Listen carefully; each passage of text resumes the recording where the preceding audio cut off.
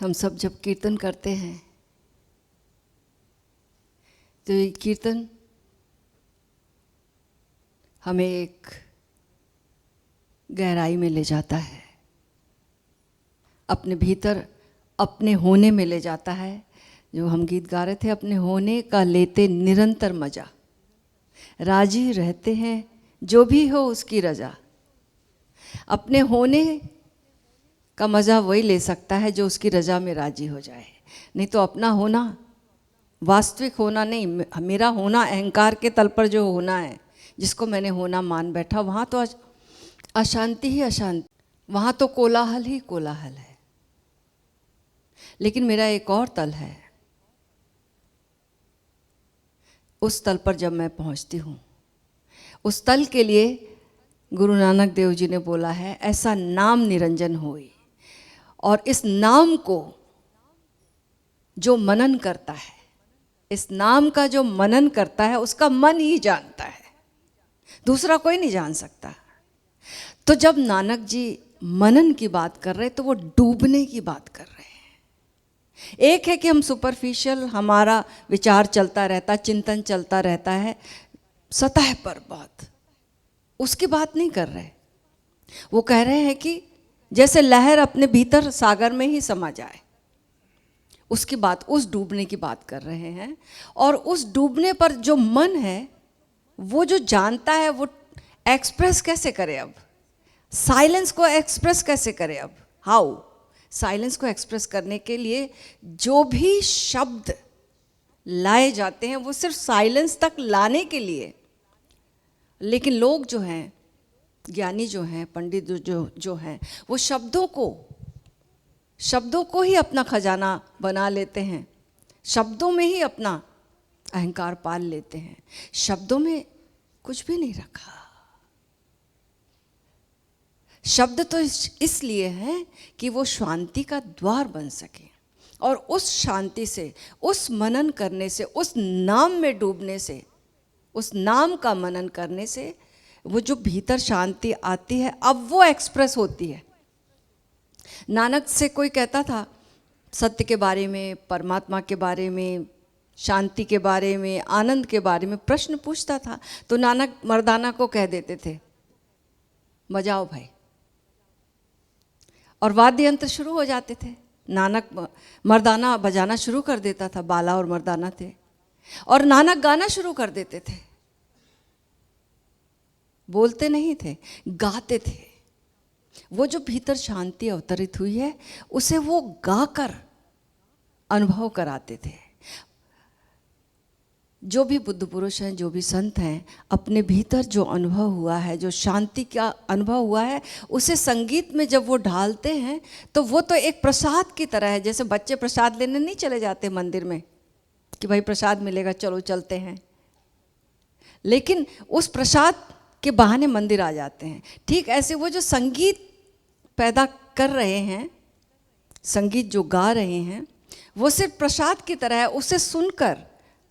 उसे सुनकर हमारा भीतर, अपने मन जो है अपने भीतर आने लगता है, अपने भीतर डूबने लगता है और शांति को जानता है। अभी हमारा मन केवल अशांति को जानता है ना, बाहर के तल पर केवल कोलाहल, केवल अशांति। इस शांति को जानने के बाद एक एक्सप्रेशन जो आता, उस एक्सप्रेशन का नाम ही क्रिएशन है। अभी मार्क ट्विन की एक कहानी है कि मार्क ट्विन ने एक कहानी की किताब लिखी, और उस कहानी की किताब में उस जितने पात्र थे उनसे वो जो जो करवाना चाहता था, अंत में पाया कि उन पात्रों ने कुछ और कर लिया। कहानी कुछ की कुछ बन गई, लिखना कुछ चाहता था, हो कुछ गया, क्योंकि भीतर एक जागरूकता नहीं थी। ये आर्ट जागरूकता से नहीं निकल रहा था। ये आर्ट जो था सब्जेक्टिव आर्ट था। उसका सब्जेक्टिव आर्ट, गुरुजी ने कहा दो प्रकार के आर्ट होते, एक ऑब्जेक्टिव आर्ट और एक सब्जेक्टिव आर्ट। सब्जेक्टिव आर्ट जो है वो, उसमें मैं अपने ही मन का, अपने ही अनुभवों को, अपने ही मन को बाहर उगल रही हूँ। ये है सब्जेक्टिव आर्ट, मैं अपने भावों को बाहर उगल रही हूँ। लेकिन ऑब्जेक्टिव आर्ट क्या है कि मैं मौन में डूब गई हूँ, मैं शांति में डूब गई हूँ, मैं सन्नाटे में डूब गई हूँ। उस मौन से, उस शांति से अब जो एक्सप्रेशन आएगा वो है ऑब्जेक्टिव आर्ट। तो हमारे जीवन की कहानी सब्जेक्टिव आर्ट की तरह है। जैसे कि मार्क ट्वेन की कहानी थी कि वो लिखना तो कुछ चाहता था, करवाना तो कुछ चाहता था छात्र पात्रों से, लेकिन कर कुछ गए वो लोग, तो कहानी कुछ की कुछ हो गई। ऐसे तो हमारे जीवन की कहानी नहीं है क्या? हम कुछ बनना चाहते हैं, कुछ होना चाहते हैं, कुछ का कुछ हो जाते हैं, और अंत समय में हम बिल्कुल अशांत और अतृप्त हर एक व्यक्ति जाता है, क्योंकि वो जो बनना चाहता था, जो होना चाहता वो हो नहीं पाया, उसकी खिलावट हो ही नहीं पाई। ऐसी हमारी जीवन की कहानी ना बन जाए, इसके लिए ओशो ने हमें आगाह किया है, इसके लिए हमें सूत्र दिया है। उन्होंने, वो कहते हैं कि अपने स्वधर्म को खोजो। उन्होंने बताया कि एक बहुत उनका दोस्त था, बहुत ही विख्यात, उसका नाम था सब जगह, सुप्रसिद्ध सर्जन था वो, और वो सर्जन के रिटायरमेंट का दिन था। लोग फेयरवेल पार्टी मना रहे थे, सब लोग बहुत ही उत्साहित थे, क्योंकि उनको इतने सारे डिग्रियां मिली थी, इतनी उपाधियां मिली थी, इतने पुरस्कार मिले थे, बहुत नाम भी था उनका, बड़े बड़े सफल सर्जन की तरह वो विदा हो रहे थे इस क्षेत्र से। तो बीच में देखा उनके मित्र ने, घनिष्ठ मित्र ने, कि वो गायब है और पार्टियां यहाँ चल रही हैं, लोग उत्साह में नाच गा रहे हैं, उनका प्रशस्ति पत्र पढ़ रहे हैं, प्रशंसा कर रहे हैं, लेकिन ये सुनने वाला तो मौजूद ही नहीं है यहाँ पर। अब वो खोजने गए, कहाँ गया? तो देखा कि वो सर्जन जो है वो एक कोने में जाकर, उनके आंखों में आंसू था, रो रहे थे। इस मित्र ने जाके पूछा, आप आज ऐसे मौके पर रो रहे हैं? आपका जगत में इतना नाम है, दूर दूर से लोग आए हैं आपकी प्रशस्ति गाने के लिए, आपके फेयरवेल में, और आप रो रहे हैं? आप जैसा प्रसिद्ध व्यक्ति, सफल व्यक्ति रो रहा है? बोले हाँ, लोग बेशक खुश होंगे, लोगों को लगता होगा मैं सफल व्यक्ति हूँ, लेकिन मैं खुश व्यक्ति, आनंदित व्यक्ति नहीं हूँ। मैं तो बनना चाहता था, कौन बनना चाहता था सर्जन? मैं तो गिटारिस्ट बनना चाहता था, मैं तो गिटार प्ले करना चाहता था, मैं तो संगीतज्ञ बनना चाहता था। मेरे पिताजी ने मुझे बना दिया सर्जन। बहुत नाराज होते थे, मेरी गिटार उन्होंने उठा के फेंक दी, तोड़ दी, बहुत नाराजगी थी उनको, और उन्होंने मुझे सर्जन बना के छोड़ा। तो उन मित्र ने बोला कि जब ठीक है, अब तो आप बड़े हो गए, अब तो पिताजी भी नहीं थे, आप तब तो आप चेंज कर सकते थे अपने प्रोफेशन को। बोले अब क्या खास चेंज करता, मैं तो भूल ही गया, अब मेरी रोजी रोटी, अब मेरा नाम और मेरे लोग और सारी सब चीज़ें ऐसी उलझती गई कि मैं अब इससे निकलना मुश्किल है। ऐसी तो हमारे जीवन की कहानी है। तो ओशो कहते अपने भीतर पहचानो, तुम चाहते क्या हो, पहले उसके प्रति जागरूक हो, और वही जागरूक हो सकता है। एक शांत व्यक्ति ही हम क्या चाहते वही तो पता लगा सकता है। अशांत व्यक्ति को तो पता ही नहीं, इतनी सारी चीज़ें हैं, हजारों ख्वाहिशें ऐसी कि हर ख्वाहिश पे दम निकले, तो कुछ पता ही नहीं है। इतने हिस्से में मैं बट चुका हूँ कि मेरे हिस्से में कुछ बाकी ही नहीं, मेरे इतने हिस्से हो गए हैं, तो कुछ पता ही नहीं चलता। तो पहले शांति, और शांति कैसे आएगी? नानक कहते हैं, नाम निरंजन, ऐसा नाम निरंजन हुई, जो सुने उसकी गति हुई। तो ये नाम निरंजन जो है, इसमें जो डूबता है, इसमें जो मनन करता, उसका मन ही जानता है। और ये मन जब बाहर आके खबर देता है, ये ऑब्जेक्टिव आर्ट है,